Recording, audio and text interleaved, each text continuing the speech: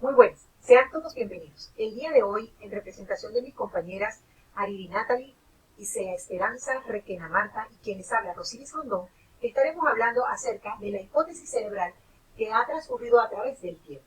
De esa manera estaremos tocando el punto del Antiguo Egipto, Grecia, Roma, el Renacimiento, el siglo XVII, el siglo XIX, el siglo XX y el siglo XXI. Comenzamos con el Antiguo Egipto, donde existían los protomédicos, que no eran más que sacerdotes, magos y médicos que establecieron que el conocimiento está en el corazón, por lo tanto, el cerebro no era importante. Por su parte, el papiro quirúrgico que fue escrito por Imhotep y descubierto por Edwin Smith en el año 1862, trataron varios casos de lesiones y cómo se trataban en la medicina del Antiguo Egipto.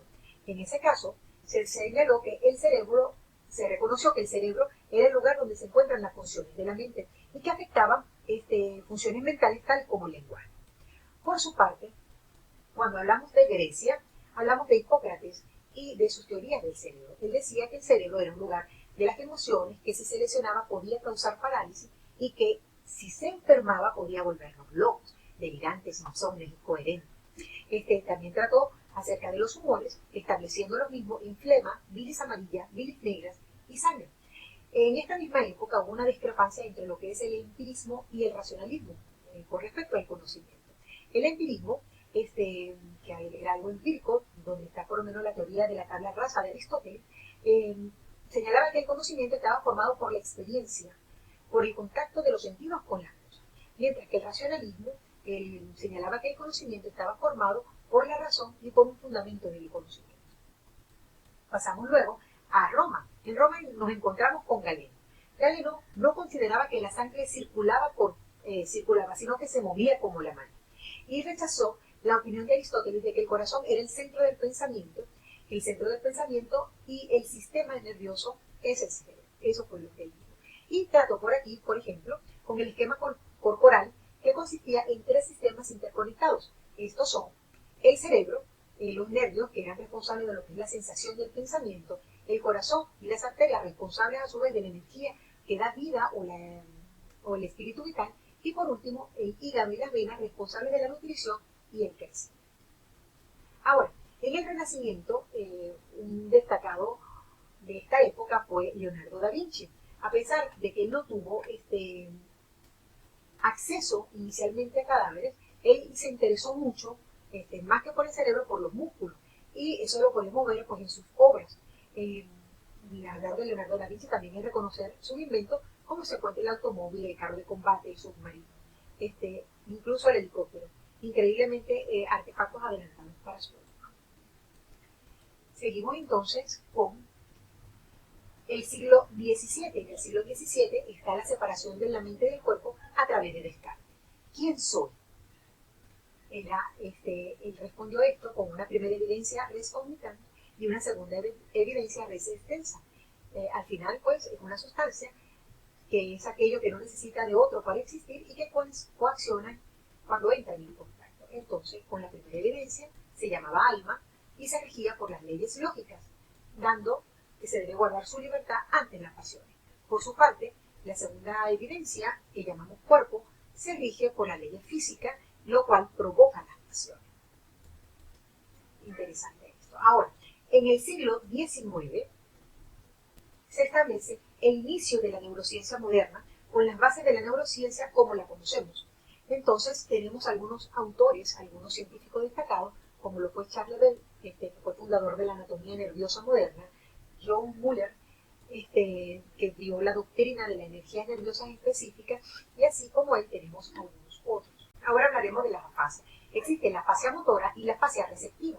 En la afasia motora podemos hablar del caso TAN, un caso muy sonado, que era de un paciente que solamente podía decir tan. Tras su muerte, Paul Broca realiza la autopsia descubriendo una malformación en el lóbulo frontal izquierdo, por lo cual se llama la afasia de Broca, y se caracteriza por la pérdida de la capacidad de producir o de comprender el lenguaje.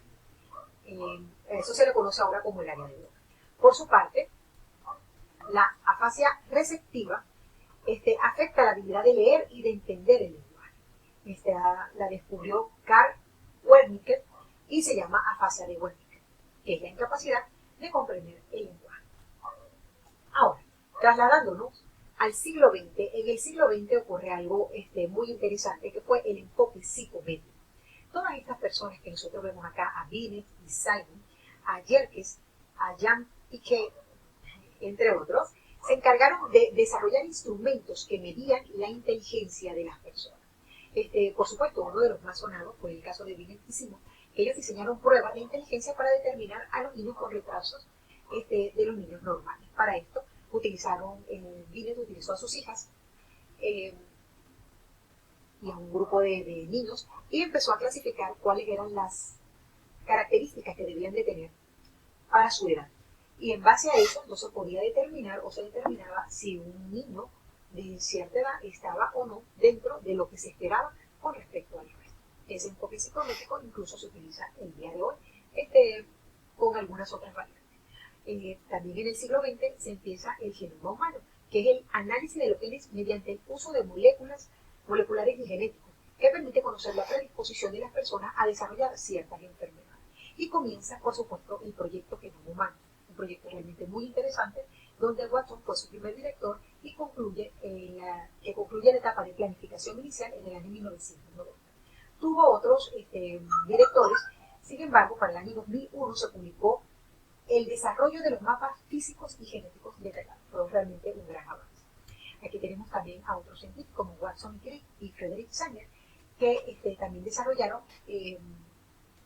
inicia con lo que es la biología molecular y el estudio mucho más profundo del ADN.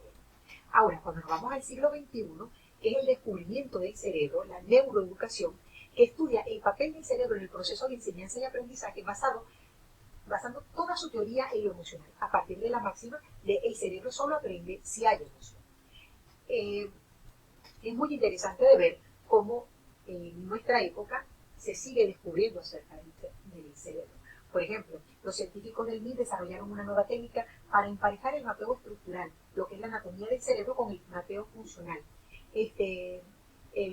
Entre otros, ¿no? Han sido descubrimientos que han venido a ver lo que puede hacer el cerebro y lo que podríamos llegar a hacer si logramos reconectarlo, estudiarlo y acomodarlo cuando tenga alguna falla o alguna enfermedad.